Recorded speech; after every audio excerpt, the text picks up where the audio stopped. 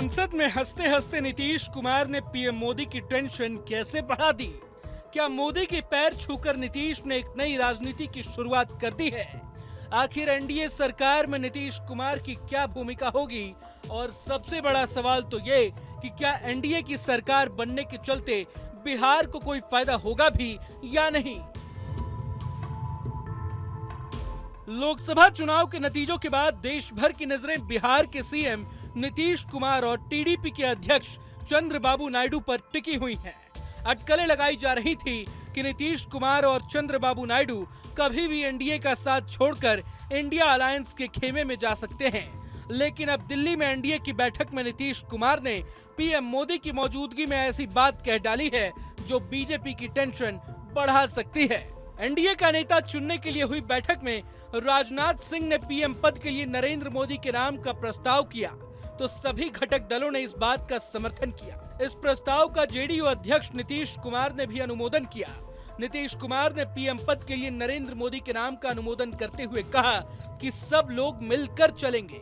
लेकिन इस दौरान नीतीश ने हंसते हंसते ही बीजेपी खेमे के सामने एक बड़ी मांग रखी। हमारी party Janata Dal United Bharatiya Janata party संसदीय दल के नेता आदरणीय श्री नरेंद्र मोदी जी को भारत के प्रधानमंत्री पद के लिए समर्थन देती है। इन्होंने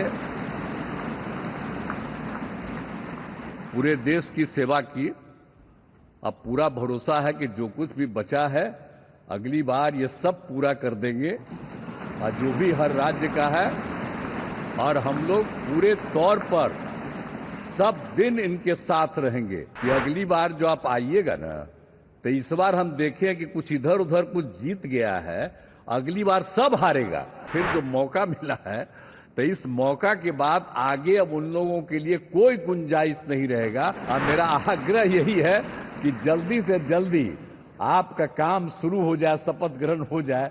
अब आप इतवार को करने वाले हैं तो हम तो चाहते थे कि आजो हो जाता तो अच्छा था।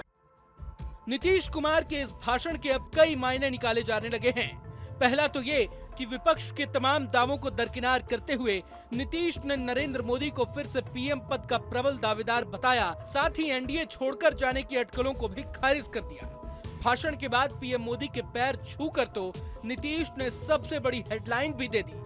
दूसरी बात ये कि नीतीश ने भले ही हंसते हंसते पीएम मोदी से बिहार पर ज्यादा फोकस करने की बात कही, लेकिन असल में इस बात में काफी ज्यादा गहराई है। देश में भले ही तीसरी बार एनडीए की सरकार बनी है, लेकिन इस बार 12 सीट जीतकर नीतीश कुमार किंग मेकर की भूमिका में है। इसलिए अपने राज्य बिहार को स्पेशल स्टेटस दिए जाने के लिए नीतीश कुमार ने बीजेपी पर अभी से ही दबाव बनाना शुरू कर दिया है। सवाल उठता है कि एनडीए की सरकार बनने से बिहार को कैसे फायदा पहुंचेगा। सबसे पहली बात तो ये कि बिहार में नीतीश की पार्टी की कामयाबी के पीछे मोदी फैक्टर का अहम रोल रहा है। अगले साल बिहार में विधानसभा चुनाव भी होने हैं। ऐसे में नरेंद्र मोदी जैसे लीडर को समर्थन देकर नीतीश की ताकत बढ़ सकती है।